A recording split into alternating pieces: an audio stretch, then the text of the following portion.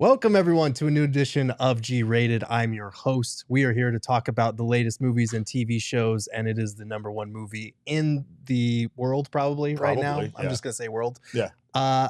In my heart. Yes, forever. Absolutely. Across the Spider-Verse, Yes. I'm joined by Derek and Jacob. And guys, I'm very excited that we all finally got to see this movie and talk about it because it is fantastic. Yeah, it is truly incredible. So good, so great.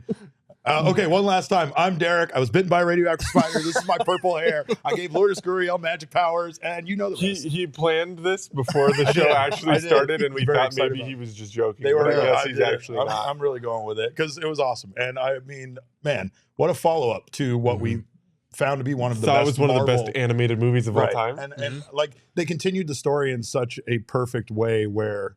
Like, I've had this question from a couple of people. Do I have to watch the first one first? Yes, you absolutely do. There's no way I think you can pick up on this, which I feel like makes this whole thing so much more of a fulfilling experience that it is such a kind of a serialized movies, you know, and obviously with the end, we know it's continuing. They are approaching, depending on how they close this off with the third one, obviously, but they are approaching all-time territory with this trilogy. It's like animated or not. I know some people get hung up on animation, but for me, honestly, the animation enhances certain movies. And in this is the case in point because the animation style is off the charts in terms of what they were able to put together visually. Right. Like, so animation is obviously an art form, right?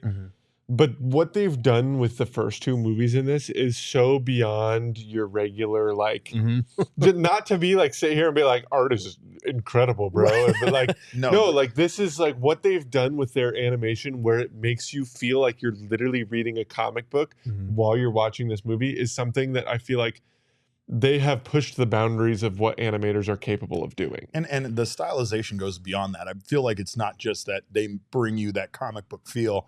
They gave everybody their own unique animation style, every story being told.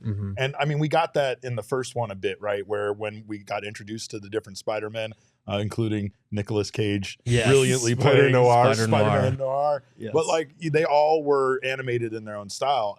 Obviously with this one, the expansion of how many Spider-Men there were in it and the fact that they were able to keep everybody in their own like stylized version, like, you know, Miguel looking the way he does in his comics from the 90s. And same thing with kind of like Scarlet Spider, Ben O'Reilly, like looking the way that they did. Like they took it to such a next level in this movie, I think, than they even just started touching on in the first one. And to your point, it's not even just like the one character, because I feel like in Into the Spider-Verse, they did that to some extent. Like, you know, you got Peter Porker, who's like Warner Brothers style. You got Spider-Noir. In this, it's not just that because they're interacting and they're fighting so many different types of Spider-Men. So like you've got Gwen, like Spider-Woman's reality is kind of like this watercolor. Well, did you like, see what they said about that? Did you What? know the colors in the background of her animation change based off of each character's emotions? Which is crazy. Right. The fact that they went into that much detail to figure that out, right? Like, and again, it was based a lot. If you've ever read the Spider-Gwen or the Ghost Spider comics, that's the style. There's a lot of like the pink and blue colors, and there's a lot of that kind of stylization in there. So like the fact that they kept it so true to comic books, like it's something that's beautiful if you don't know anything about it to watch, and if you do know everything about it, like a lot of comic book fans they love those details. I mean, this movie's just art. It's literally art. Like you're mentioning, like comic book fans obviously love looking at all this stuff, but like you were talking about the Scarlet Spider. I was able, as a non-comic book reader, able to enjoy that character and learn about that character for the first time through this movie, where it's like they're picking these random obscure things and kind of roping them into this really awesome like collage of like characterization and art. Like, well, it's insane. I mean, it's always been all over the place, and honestly, to me, it's a thing with the comic books, right? Like the comic books, they start, they stop them, they reinvent them, they just want them to stay fresh. So you always have all these different versions of these guys, like this in this case, you know, and you know, as a comic book reader, eventually it's not, I don't know, you don't know how it all links together, or eventually kind of you get over it, and then they go back to the original guy, like they bring Peter Parker back or whatever. So this was such a great way to tell that story of all these, you know, different Spider-Men that we've come to know in the comic books in some way, and how they're all tied together through a central kind of core. Right. It has a reverence for the character of Spider-Man, all its various iterations, and also simultaneously like pushes the envelope and the boundaries of some of those characters, which is, you know, the central point of the movie. The first one was, the message was anyone can be Spider-Man. And this one directly pushes back on that. And it kind of almost feels like a way of addressing the gatekeeping portion of fan bases that, you know, for reasons, lots of reasons, and some of them worse than others, didn't embrace Miles Morales in the first one as... You say so is Miguel the gatekeeper then? Well, sort of. I mean, I feel like for the movie, yes, but like there is a very significant portion of people that have been ripping on these movies just because, you know, Miles Morales is mixed race, or because he's black, or because, you know, Gwen is such and such. Like there's all these different readings on that, and I feel like this is directly pushing back on that, and it'll be fascinating to see how it plays out, because Miguel basically tells him, you're an anomaly. You were not supposed to happen. Yeah, you're not supposed to be Spider-Man. And so it's really neat, because that was the main point of the first one, that anyone can wear the mask. Right. Yeah. And honestly, it's funny because I am a mixed race kid that grew up here in Phoenix, Arizona for most of my life, and I never really cared much about representation. I never thought of it being that important to me personally. And the character of Miles Morales being Spider-Man, which is one of my favorite comic book characters, also being Puerto Rican, is like, I can't tell you how often it makes me emotional in ways I didn't expect to be emotional. I played the video game, and you go through like this part of, you know, this part of Brooklyn that's Puerto Rican neighborhood. There's Puerto Rican flags everywhere, and there's this Puerto Rican festival going on, and I just literally teared up while I was playing it, like watching this movie. And in the beginning, he like takes a bite of like either some arroz con gandules or some like arroz con pollo, and like immediately I was like, oh my god. And the way his mom treats him and all that stuff, like I understand how people are mad sometimes when their characters get changed, but I don't think they understand how important it is to people that don't really have much representation have a character like Miles, right? And he does. He's honestly, he's relatable to a lot of different people, you know, for different reasons, right? But like when you start to get down to that core notion of what you talked about with Miguel telling him that he's not supposed to be Spider-Man, and you are a mistake, you don't belong. Like, holy shit, that was relatable. Like there's times in our lives where we feel like that, right? Where we're like, man, I don't belong in this thing I'm doing or whatever. Right here, this sports network that we do, it's hard sometimes to feel like we belong doing this stuff because it's just such a cool thing we get to do. Right. Yeah, my favorite thing about what this movie was, and I think I was talking to Derek about this before he went and saw it, was like they took all of the great parts from the first movie and they made it almost relatable, right? As relatable as an animated film could be. Like, I loved that this just felt grounded, right? The first one was like, let's see how crazy we can actually get and like do just bonkers things. Yeah.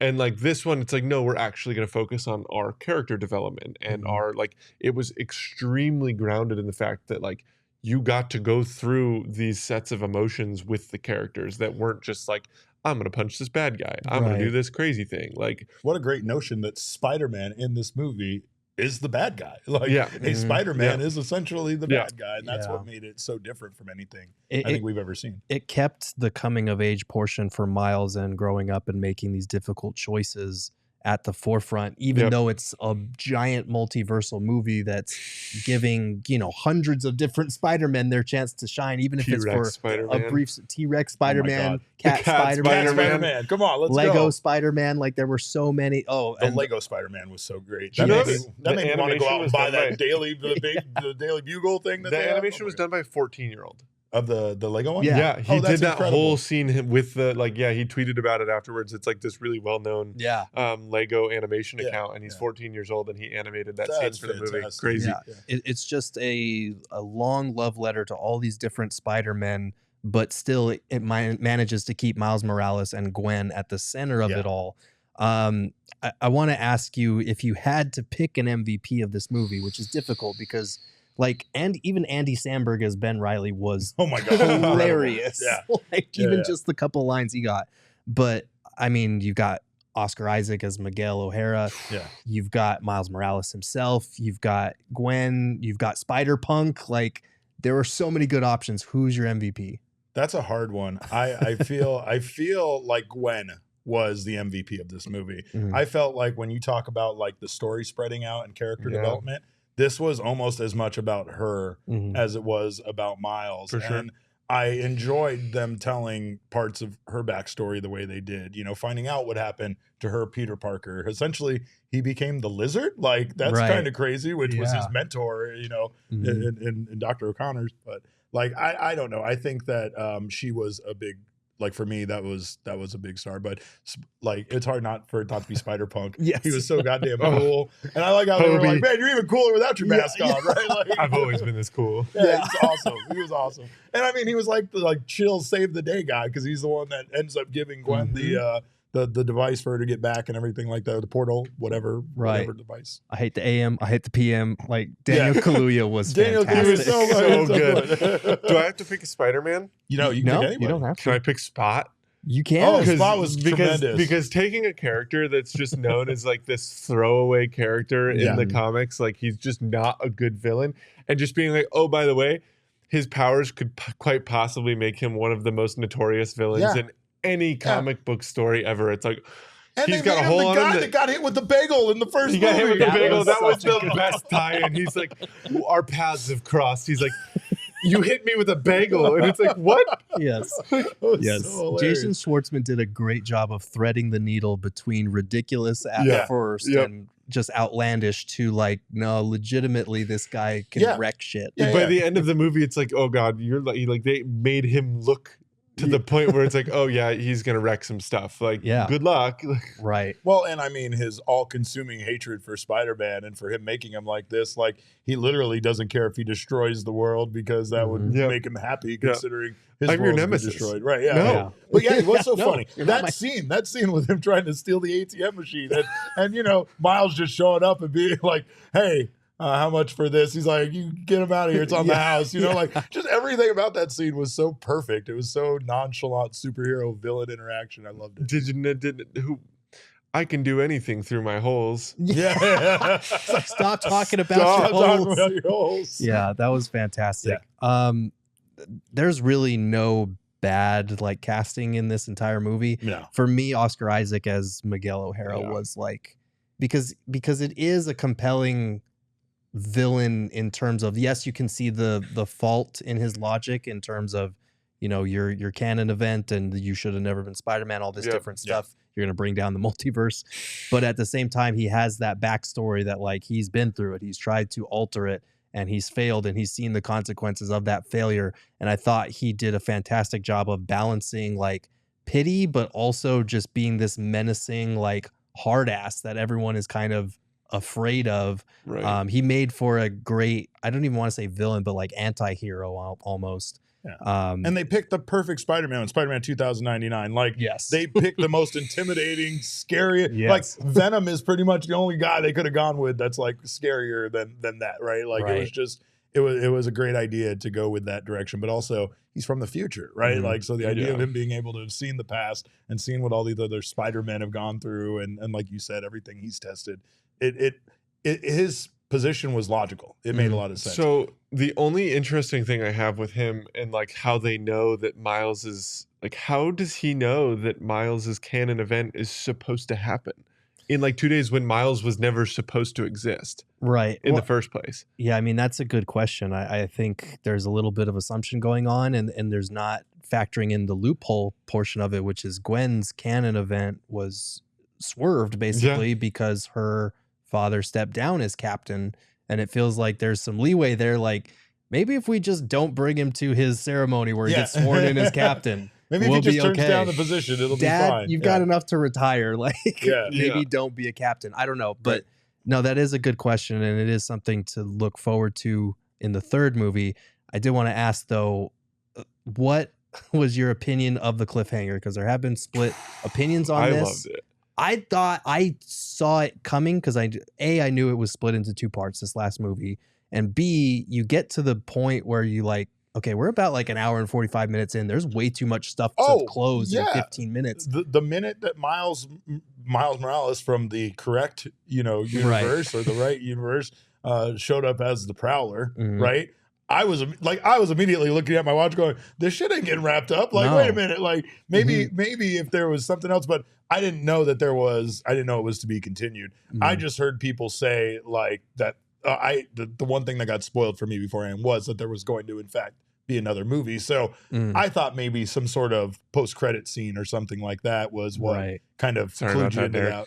And then you told me there was no, you saved me some. Well, no, I was also the one that told you that there was a cliffhanger before you left. Okay, so I kind of set it up for him. No, that's good because a lot of people are upset about it. And honestly, I thought it was phenomenal. I can understand why you might be upset if you didn't know it was coming, but why are we mad about cliffhangers? It would have had to be another half hour to 45 minutes to wrap everything up. Right. And I'm glad they're taking their time and doing a whole separate movie. We're getting into the Sinister Six, right? In the next movie?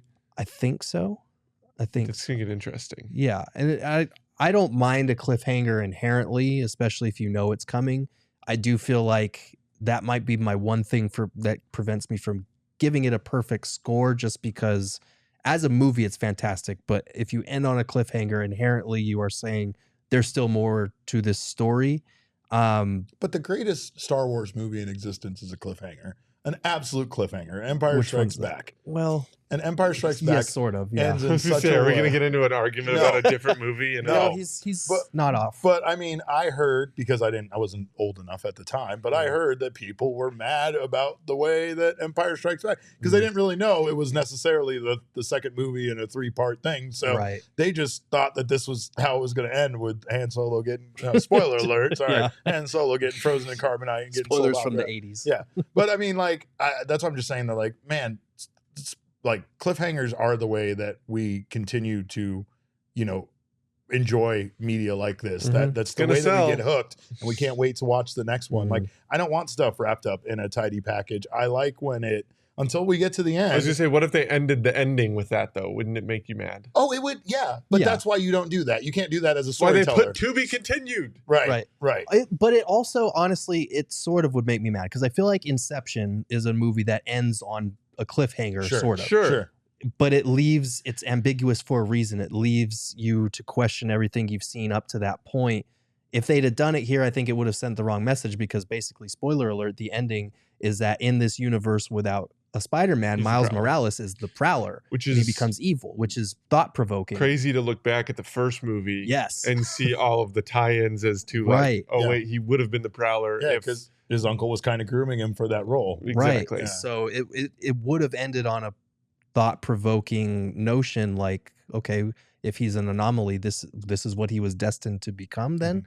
That type of thing. And so it's going to be fascinating to see how it plays out. The spiders from that universe, though, right? So, like, would it have given him powers and stopped him in that universe from being the Prowler? Or, you know what I mean? Like, where would that have gone? I wanted to ask you guys this, just because this has been on my mind a bit when it comes to all of these movies. Are you getting, like, multiverse overload? Like, not with this one. No. I mean, I'm just saying though, like when you look now across all of the comic book franchises, feels like everybody is doing at the same exact time some sort of multiverse angle, and that it feels like there's a bit of fatigue for that for me. And I wish it wouldn't be going on, because there's so many stories to be told, and it doesn't necessarily all have to be told through, the same discussion about time and different alternate universes and things like that. I think with this one, the reason that the fatigue of that, because it definitely is a real thing, but the reason the fatigue of the multiverse didn't really set in with this movie for me is because it wasn't just used as like this storytelling plot device like it has been in other movies. I felt like this one took it a step further, like Everything Everywhere All at Once has done, to like, what does it mean to be unique in a multiverse where there are infinite versions of you? And that was what kind of made this stand out. And it didn't dabble, obviously dabbled in the multiverse, but it wasn't like overindulgent. Like the callbacks on the references all made sense and were in keeping with the story. And they never lost sight of that, as much as they incorporated and gave each character that they brought up their chance to shine. I thought it did a nice job of threading the needle on all of that, which is pretty difficult to do. Gerald got deep. Deep in the multiverse. I think it's a Banksy. I think it's a Banksy. That's fantastic.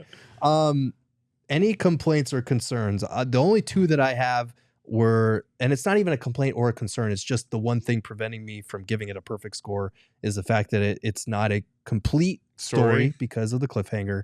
And B, I need my guy Peter Porker, and I'm glad he's going to be in the third Peter one. Porker. I missed him. That's it. Yeah. That's all I got. He showed up for a second. You got him for a second. That's all I got. I still love him. He didn't get a line. From the hammer. Yes. Like, here you go. Take that. It'll fit in your pocket. Yeah, but I also love that they took that joke a step further. Yes. Where in the first fight scene, Miguel comes flying in. He's got hammer space, and in the corner it's like hammer space, an imaginary space to fit toy hammers in. Yes. Like what? Yes, it's so good. So we're gonna get Spider Noir. We're gonna get Peter Porker. We're gonna get Penny back in the third one from the way it ended. So that's good. But did you guys have anything? I felt like, and going back to what you were talking about, how this is kind of representation of like people's feelings on gatekeeping and all that kind of stuff. Like the calling it a canon event felt like a little too much breaking the fourth wall for me. Okay. Like, I get that that's what it is, and I get what canon means, so it's like an appropriate term. It's not like they misused it, but when he said it was a canon event, it was the only time in the whole movie where I kind of like rolled my eyes. It was like, oh my God, are we really doing this? Like, it felt just too much like that. But again, the idea of a canon event is like part of an integral part of the story, and like what he's saying is like, our universe as we know it could literally fracture if this stuff doesn't happen. We know about ever since the Back to the Future days. We know about messing with time and how that can alter everything. So like I get what they were doing with that, but again, I had a lot of questions, and you guys brought it up. But like how Miguel fits into that, or not Miguel, but how Miles fits into that, considering he wasn't supposed to be Spider-Man and all sorts of stuff. But that was it. That little like that one use of that word was probably my only criticism of this entire film. My only complaint is that they're lying to us about how long it's going to take for this third one to come out. There's no way it's going to be, what was it, March of next year, this upcoming year. And Hailee Steinfeld said that she hadn't even recorded a single line of dialogue. Oh, see that? I would believe it if because of the way that the story is. Like, I would believe it because I figured they probably did it all. It took them 4 years to animate the scene of the spider chase. Right, 4 years. Wow. Yeah, that's incredible. Yeah, and it lived up to the hype. It really did. It was awesome. So good. Incredible. Those 4 years were well spent, editors. There was one guy that literally spent 4 years of his life keyframing the spider T-Rex nuts running across the just to be a shot in the background. Yeah. This and the first one especially are movies that you go back and watch, and visually you will catch something different every time. Like somebody pointed out when his mom snaps at him because he wasn't doing his Spanish, or he wasn't getting a good grade in Spanish, the colors that pop up are like the Puerto Rican flag. It's hilarious. Just little I also things loved her like that. subtle Puerto Rican joke where it was like somebody was making a comment about the culture, and she was like, "You realize Puerto Rico is America." Yes. Yeah. Just the attention to detail. And some of the most affecting shots aren't even the complicated ones. Like the one where it shows Miguel's face where he's on the screen and he's smiling with his kid, and then it drops and it shows his current face. I was like, oh shit. And the emotion they captured in that, right? And honestly, we go back to Gwen. Remind yourself it's a cartoon. Yeah. Right. The conversation with her dad. And like you said, the way that it changed colors throughout based on the emotions and stuff like that. It was literally just beautiful to watch, and in so many different ways. They just did such a great job of giving each character, and that character development you were talking about, like their own art style, which is just like amazing that they took that much detail to it. The spider punk collage, like the punk era in London, like was fantastic. All of it was great. Let's do our final score out of 10. This might be the highest scored movie or TV show we've done on this show, depending on the scores that we give here. I mean, I can't. It's a 10 for me, and I mean, I think that seems like a cop out, but it's not. It's a great movie. It is a phenomenal movie. It literally, for a brief second, was rated like the highest movie ever. Like for a brief second, right? Well, and I've felt that way lately. I thought I would grow more cynical with age. I thought I would like have a harder time being impressed, but I feel like I'm the opposite. Like I feel like this stuff is so incredible, and it's like these. It's these IPs that I grew up loving that now they are just taking such good care of to present in such a wonderful way. And you know, Star Wars is another franchise I throw out there, right? But like the Marvel stuff at times can be, you know, not great, unfortunately. Right. And like, man, when they take something like Spider-Man and do this with it, it's hard not to give it a 10. Yeah, it's got to be a 10 for me too. The first one was already my favorite movie of all time. Like the first one was. So the second one was basically everything I could have asked for. It's going to be really interesting to see how they wrap it up, because it's like, can you top what you've done for the first 2 movies? Yeah. Especially on the tight timeline that they've already talked about probably trying to figure out. So for me, it's a 10, because a movie that fully knows what it is and leans into what it is instead of shying away from it. Like they took, like I said, they took all the good parts from the first one and then did more with the second. Like to me, that was a pretty perfect movie.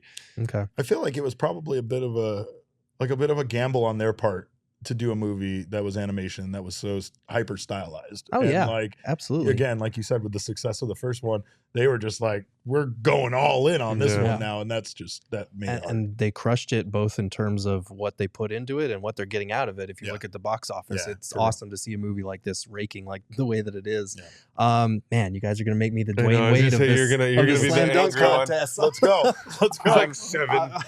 No. It's a 9.5 out of 10 for me, and that's the highest score I can give outside of a perfect score. I loved everything about this movie. I love the movie, but just from a like storytelling perspective as a writer, I can't give it the full, just I because can't it's give it the incomplete? full marks just because I need to see how it ends. Like, So we could get a revised I score could after the third retroactively one. come back, and give it a 10, depending on how they stick the landing. I think that's fair. But that's going to do it for this episode of G Rated. You can follow Derek on Twitter at @cap_caveman. You can follow Jacob at Jacob_Franklin4. You can follow me at Gerald Bourget. And until next time, keep it G Rated.